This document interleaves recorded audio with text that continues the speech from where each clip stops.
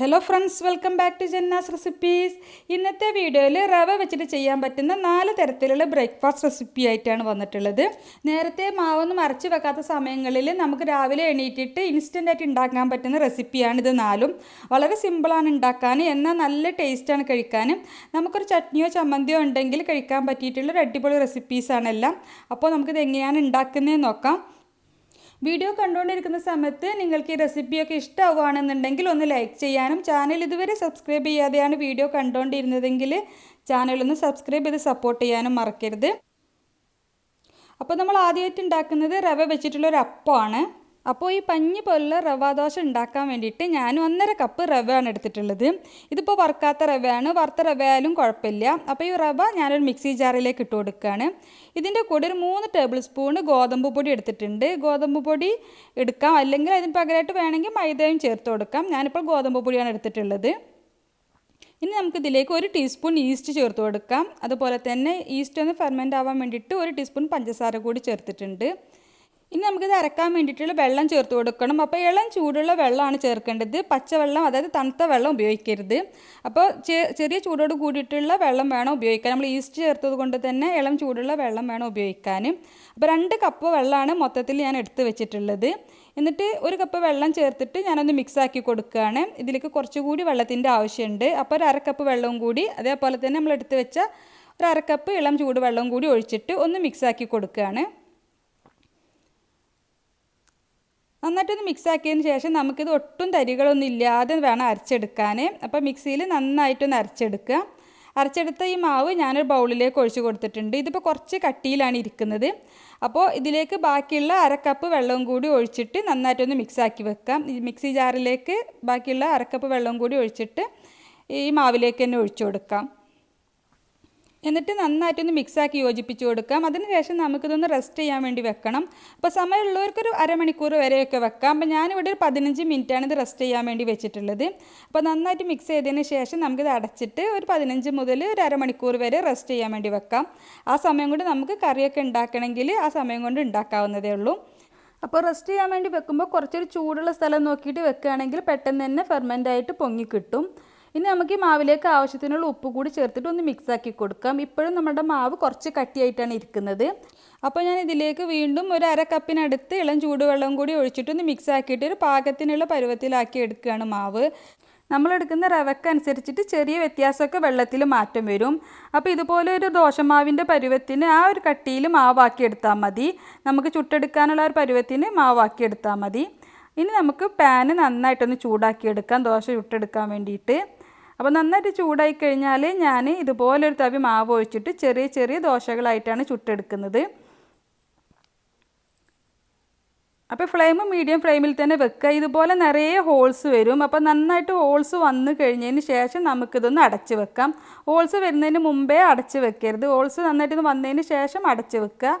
ഒരു മിനിറ്റൊക്കെ ഒന്ന് അടച്ച് വെച്ചാൽ മതി, പെട്ടെന്ന് തന്നെ വെന്ത് കിട്ടും. അപ്പോൾ നല്ല സോഫ്റ്റ് ആയിട്ടുള്ള ദോശ ഇതുപോലെ റെഡിയാക്കി എടുക്കാം നമുക്ക്.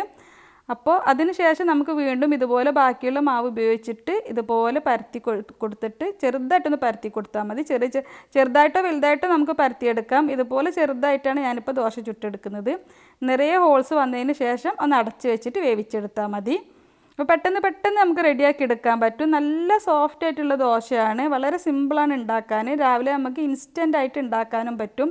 അപ്പോൾ എന്നും ഒരുപോലെയുള്ള റെസിപ്പികൾ ദോശ ഒന്നും ഉണ്ടാക്കാതെ നമുക്ക് ഇടയ്ക്കൊക്കെ വെറൈറ്റി ആയിട്ട് ഇതുപോലെ ഉണ്ടാക്കാവുന്നതേ ഉള്ളൂ. അപ്പോൾ ഇതിൻ്റെ കൂടെ ഞാൻ സൈഡായിട്ട് എടുത്തിട്ടുള്ളത് സിമ്പിളായിട്ട് ഉണ്ടാക്കാൻ പറ്റിയിട്ടുള്ളൊരു മുട്ട റോസ്റ്റാണ്.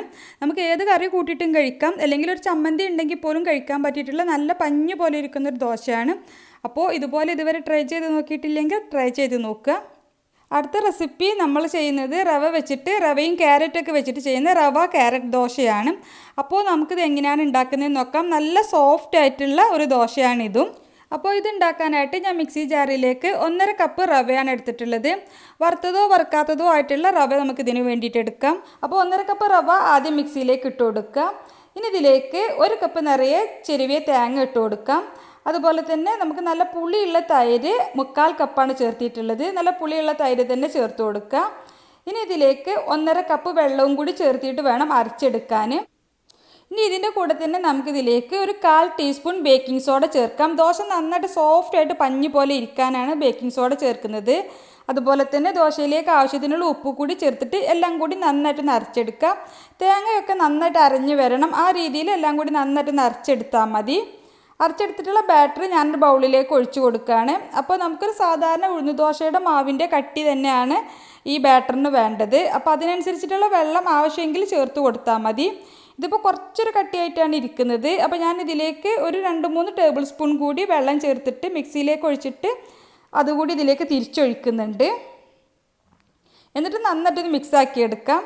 ആദ്യം പറഞ്ഞതുപോലെ തന്നെ മാവ് ഒരുപാട് ലൂസായി പോവാതിരിക്കാൻ വേണ്ടി ശ്രദ്ധിക്കണം. ഉഴുന്ന് ദോശയുടെ മാവിൻ്റെ ആ ഒരു കട്ടിയിലാണ് ബാറ്റർ വേണ്ടത്. ഇനി നമുക്കിതിലേക്ക് ഒരു ക്യാരറ്റ് ഗ്രേറ്റ് ചെയ്ത് ചേർത്ത് കൊടുക്കാം. ഇതുപോലെ ഒരു 1/2 കപ്പോളം ഗ്രേറ്റ് ചെയ്ത ക്യാരറ്റ് ഉണ്ട്. അതുപോലെ തന്നെ ഒരു 3 ടേബിൾ സ്പൂൺ മല്ലിയില ചെറുതായിട്ട് കട്ട് ചെയ്തത് കൂടി ചേർത്തിട്ട് നന്നായിട്ടൊന്ന് മിക്സാക്കി എടുക്കാം. നമുക്കിഷ്ടമുള്ള വെജിറ്റബിൾസ് ചേർത്ത് കൊടുക്കാം. അപ്പോൾ ഞാനിപ്പോൾ ക്യാരറ്റും മല്ലിയിലയും മാത്രമേ ചേർത്തിട്ടുള്ളൂ. നമുക്ക് വേണമെങ്കിൽ സവാളയും ക്യാപ്സിക്കും ഒക്കെ വേണമെങ്കിൽ ഇതിലേക്ക് ചേർത്ത് കൊടുക്കാവുന്നതാണ്. ഇനി മാവ് റെസ്റ്റ് ചെയ്യാൻ വേണ്ടി വെക്കേണ്ട ആവശ്യമൊന്നുമില്ല. നമുക്ക് പെട്ടെന്ന് തന്നെ ദോശ ചുട്ടെടുക്കാവുന്നതാണ്. അപ്പോൾ നല്ല ചൂടായിട്ടുള്ള പാനിലേക്ക് ഓരോ തവി മാവ് ഒഴിച്ചിട്ട് ചുട്ടെടുത്താൽ മതി.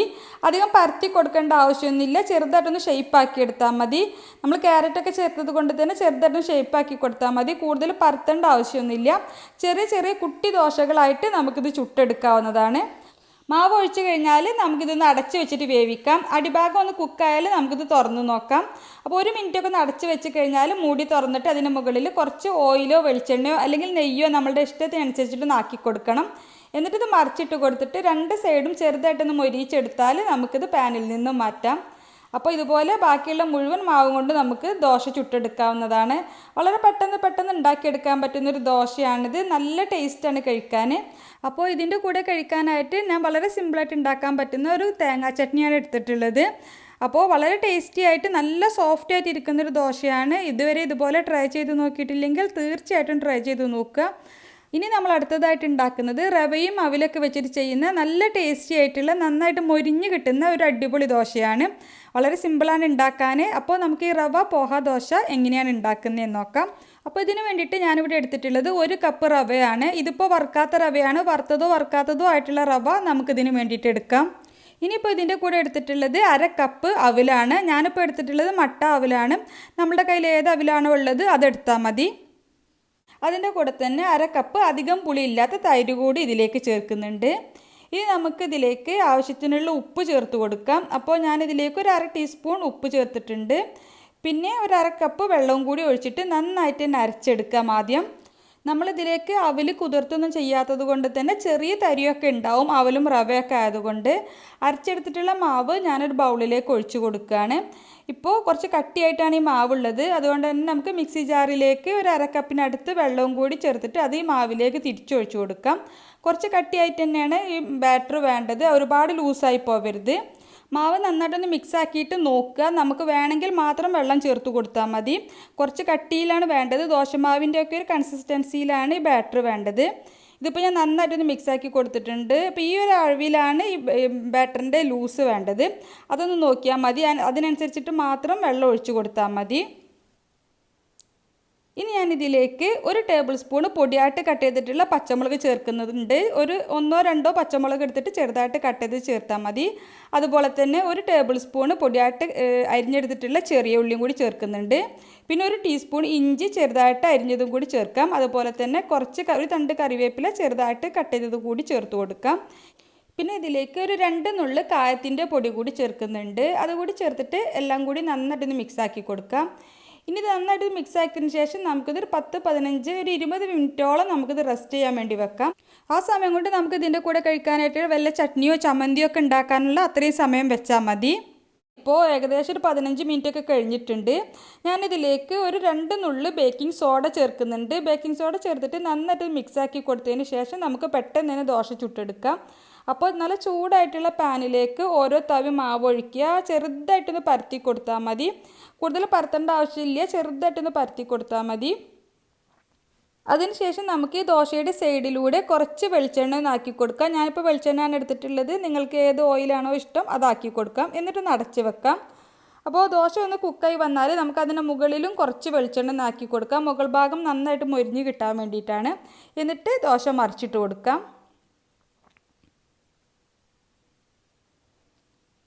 രണ്ട് സൈഡും ഒരുപോലെ മൊരിഞ്ഞ് വന്നാൽ നമുക്ക് ഇത് പ്ലേറ്റിലേക്ക് മാറ്റാം.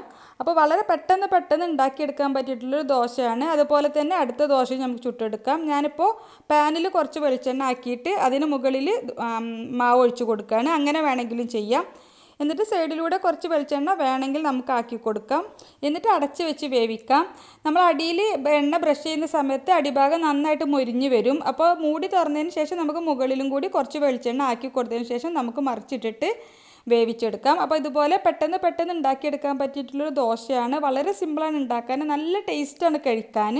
അപ്പോൾ രണ്ട് സൈഡിലും വെളിച്ചെണ്ണ ആക്കി കൊടുത്തിട്ട് ചുട്ടെടുക്കുന്നത് കൊണ്ട് തന്നെ അത്യാവശ്യം ഒന്ന് മൊരിഞ്ഞ് ഇരിക്കുന്നത് പോലെയാണ് ഉണ്ടാവുക. അതുകൊണ്ട് തന്നെ ചൂടോടെ ചമ്മന്തിയൊക്കെ കൂട്ടി കഴിക്കാൻ അടിപൊളി ടേസ്റ്റാണ്. അപ്പോൾ ഇതുവരെ ഇതുപോലെ ട്രൈ ചെയ്ത് നോക്കിയിട്ടില്ലെങ്കിൽ ട്രൈ ചെയ്ത് നോക്കാൻ മറക്കരുത്. ഇനി നമ്മൾ അടുത്തതായിട്ട് ഉണ്ടാക്കുന്നത് റവ കോക്കനട്ട് ദോശയാണ്. ഇതിലേക്ക് നമ്മൾ ഈസ്റ്റോ അല്ലെങ്കിൽ ബേക്കിംഗ് സോഡയോ ഒന്നും ചേർക്കുന്നില്ല. അല്ലാതെ തന്നെ നല്ല പഞ്ഞി പോലെ ഇരിക്കുന്നൊരു ദോശയാണിത്. ഇതുണ്ടാക്കാനായിട്ട് മിക്സി ജാറിലേക്ക് 1 കപ്പ് വെള്ളം ഒഴിച്ചു കൊടുക്കാം. ഇതിലേക്ക് ഇനി 1 കപ്പ് റവ ചേർത്ത് കൊടുക്കാം. ഇതിപ്പോൾ വറുക്കാത്ത റവയാണ്, വറുത്ത റവ എടുത്താലും നല്ലതാണ്. ഇനി ഇതിലേക്ക് 1 കപ്പ് റവയ്ക്ക് 1/2 കപ്പ് ചെരുവിയ തേങ്ങയാണ് ചേർക്കേണ്ടത്. അതുപോലെ തന്നെ 3-4 ചെറിയ ഉള്ളി നമുക്ക് ഇതിലേക്ക് ചേർത്ത് കൊടുക്കാം. ചെറിയ ഉള്ളിക്ക് പകരമായിട്ട് നമുക്ക് ഒരു കഷ്ണം സവാള ചേർത്താലും മതി.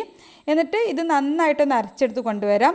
ഇപ്പോൾ മാവ് കുറച്ചൊരു കട്ടിയായിട്ടാണ് ഉണ്ടാവുക. നമുക്ക് ഒരു ദോശമാവിൻ്റെ ആ ഒരു കൺസിസ്റ്റൻസിയിലാണ് മാവ് വേണ്ടത്. അപ്പോൾ അതിലേക്ക് മിക്സി ജാറിലേക്ക് തന്നെ 1/4 കപ്പോളം വെള്ളവും കൂടി ഒഴിച്ചിട്ട് അത് ഈ മാവിലേക്ക് തിരിച്ചൊഴിച്ച് കൊടുക്കാം. എന്നിട്ട് നന്നായിട്ടൊന്ന് മിക്സാക്കി കൊടുത്താൽ നമുക്ക് മാവ് ഏകദേശം ആ ഒരു കൺസിസ്റ്റൻസി ആയിട്ടുണ്ടാവും. ഇനി നമുക്ക് ഈ മാവിലേക്ക് ആവശ്യത്തിനുള്ള ഉപ്പ് ചേർത്ത് കൊടുക്കണം. എന്നിട്ട് ഒന്നുകൂടി നന്നായിട്ടൊന്ന് മിക്സാക്കി എടുക്കാം. ഉപ്പ് ചേർത്തിട്ട് നന്നായിട്ട് മിക്സാക്കി കൊടുത്താൽ പിന്നെ നമുക്ക് പണിയൊന്നുമില്ല, പെട്ടെന്ന് തന്നെ ദോശ ചുട്ടെടുക്കാം. അപ്പോൾ നന്നായിട്ട് ചൂടായിട്ടുള്ളൊരു പാനിലേക്ക് ഓരോ തവി മാവ് ഒഴിച്ച് കൊടുക്കാം. ചെറിയ കുട്ടി ദോശകളായിട്ടാണ് ചുട്ടെടുക്കുന്നത്. നമുക്ക് വേണമെങ്കിൽ കുറച്ചുകൂടി വലിയ സൈസിലും ഉണ്ടാക്കാം. ഞാനിപ്പോൾ കുറച്ചൊരു ചെറിയ സൈസിലാണ് ഉണ്ടാക്കുന്നത്. അപ്പോൾ ഒന്ന് അടച്ച് വെച്ചാൽ പെട്ടെന്ന് തന്നെ കുക്കായി കിട്ടും. എന്നിട്ട് മൂടി തുറന്നിട്ട് നമുക്കതിൻ്റെ മുകളിൽ കുറച്ച് ഓയിലോ നെയ്യോ വെളിച്ചെണ്ണയോ എന്ത് വേണമെങ്കിലും നമുക്ക് ബ്രഷ് ചെയ്ത് കൊടുക്കാം. എന്നിട്ട് മറിച്ചിട്ട് കൊടുത്തിട്ട് ആ ഒരു സൈഡിൽ നമുക്ക് കുറച്ച് ഓയിലോ വെളിച്ചെണ്ണയോ എന്താ വെച്ചാൽ നമ്മൾ ഇഷ്ടം പോലെ ഒന്ന് ബ്രഷ് ചെയ്ത് കൊടുക്കുക. എന്നിട്ട് 1-2 തവണ തിരിച്ചും മറിച്ചും ഇട്ടിട്ട് 2 സൈഡും ചെറുതായിട്ടൊരു മൊരിഞ്ഞ കളർ വരുന്ന സമയത്ത് നമുക്ക് പാനിൽ നിന്നും മാറ്റാം. നമ്മൾ ഇതുപോലെ ഒന്ന് പ്രസ് ചെയ്ത് കൊടുക്കുന്ന സമയത്ത് ചെറുതായിട്ടൊന്ന് പൊങ്ങി വരികയൊക്കെ ചെയ്യും. അപ്പോൾ നല്ല ഹൈ ഫ്ലെയിമിലിട്ടിട്ട് ഇതുപോലെ ചെയ്യുമ്പോഴാണ് ദോശ പൊങ്ങി വരുന്നത്. 2 സൈഡിലും ഇതുപോലെ ചെറുതായിട്ടൊന്ന് കളർ മാറി തുടങ്ങി ഒന്ന് മൊരിഞ്ഞാൽ നമുക്കിത് പാനിൽ നിന്നും മാറ്റാം. അപ്പോൾ ഇതുപോലെ തന്നെ നമുക്ക് അടുത്ത ദോശയും ചുട്ടെടുക്കാം. അപ്പോൾ ചെറിയ ദോശയായിട്ട് ചുട്ടെടുക്കണമെങ്കിൽ അങ്ങനെ ചെയ്യാം. അല്ലെങ്കിൽ വലിയ പാനിൽ 2-3 ദോശകളായിട്ട് നമുക്ക് ഒഴിച്ചിട്ട് വലിയ പാനാണെങ്കിൽ അങ്ങനെയും ചെയ്യാം. ഞാനിപ്പോൾ ചെറിയ ദോശകളായിട്ട് ചുട്ടെടുക്കുന്നതേ ഉള്ളൂ. ഇതുപോലെ തന്നെ മാവ് ഒഴിച്ചതിന് ശേഷം അടച്ച് വെക്കുക. പിന്നെ കുറച്ച് ഓയിലൊന്ന് ബ്രഷ് ചെയ്തതിന് ശേഷം മറിച്ചിട്ട് കൊടുക്കുക. 2 സൈഡും ഓയിൽ ബ്രഷ് ചെയ്തതിന് ശേഷം ഒരു 1-2 തവണ തിരിച്ചും മറിച്ചും ഇട്ടിട്ട് ചെറുതായിട്ടൊന്ന് മൊരിച്ചെടുത്താൽ നമുക്കിത് പാനിൽ നിന്നും മാറ്റാം. പിന്നെ ഇത് ഏത് കറി കൂട്ടി കഴിക്കാനും അടിപൊളിയാണ്. നമുക്ക് വല്ല ചമ്മന്തിയോ അല്ലെങ്കിൽ ചട്നിയോ ഉണ്ടെങ്കിലും കഴിക്കാം. അല്ലെങ്കിൽ നമുക്ക് ചിക്കൻ കറി, മീൻ കറി ഏത് കറിയുടെ കൂടെ കഴിക്കാനും അടിപൊളിയാണ്. അപ്പോൾ നല്ല സോഫ്റ്റായിട്ട് ഇരിക്കും. നമ്മൾക്കിത് തണുത്താലും വൈകുന്നേരം വരെ ആയാലും നല്ല സോഫ്റ്റായിട്ട് തന്നെ നല്ല മയമുള്ള ദോശയാണ്. അപ്പോൾ ഇതുവരെ ഇതുപോലെ ട്രൈ ചെയ്ത് നോക്കിയിട്ടില്ലെങ്കിൽ തീർച്ചയായിട്ടും ട്രൈ ചെയ്ത് നോക്കുക. പിന്നെ നമ്മൾ ഈ വീഡിയോയിൽ കാണിച്ചിട്ടുള്ള 4 ദോശയും റവ വെച്ചിട്ട് ചെയ്യുന്നതാണ്. വളരെ സിമ്പിളാണ് ഉണ്ടാക്കാൻ. എന്നാൽ നല്ല ടേസ്റ്റി ആയിട്ട് കഴിക്കാൻ പറ്റുന്ന നല്ല സോഫ്റ്റ് ആയിട്ടുള്ള ദോശയാണ്. ഇനി നിങ്ങൾക്ക് ഇതിൽ ഏത് റെസിപ്പിയാണ് വേണ്ടതെന്ന് വെച്ചാൽ ആ റെസിപ്പി മാത്രം കാണാൻ വേണ്ടിയിട്ട് ഡിസ്ക്രിപ്ഷനിൽ ടൈമും അതുപോലെ തന്നെ പേരും കൊടുക്കാം, ദോശയുടെ പേരും കൊടുക്കാം. അപ്പോൾ അത് നോക്കിയിട്ട് ആവശ്യമുള്ള റെസിപ്പി മാത്രം എടുത്ത് കണ്ടാൽ മതി. ട്രൈ ചെയ്ത് നോക്കിയിട്ട് നിങ്ങളുടെ അഭിപ്രായം എന്തായാലും കമൻ്റായിട്ട് അറിയിക്കണം. നിങ്ങൾക്ക് ഈ റെസിപ്പീസൊക്കെ ഇഷ്ടമായി എന്നുണ്ടെങ്കിൽ ഒന്ന് ലൈക്ക് ചെയ്യാനും ചാനൽ ഇതുവരെ സബ്സ്ക്രൈബ് ചെയ്തിട്ടില്ലെങ്കിൽ ചാനലൊന്ന് സബ്സ്ക്രൈബ് ചെയ്ത് സപ്പോർട്ട് ചെയ്യാനും മറക്കരുത്. അപ്പോൾ ഇനിയും മറ്റൊരു അടിപൊളി റെസിപ്പിയുമായിട്ട് നമുക്ക് വീണ്ടും കാണാം. Thank you for watching.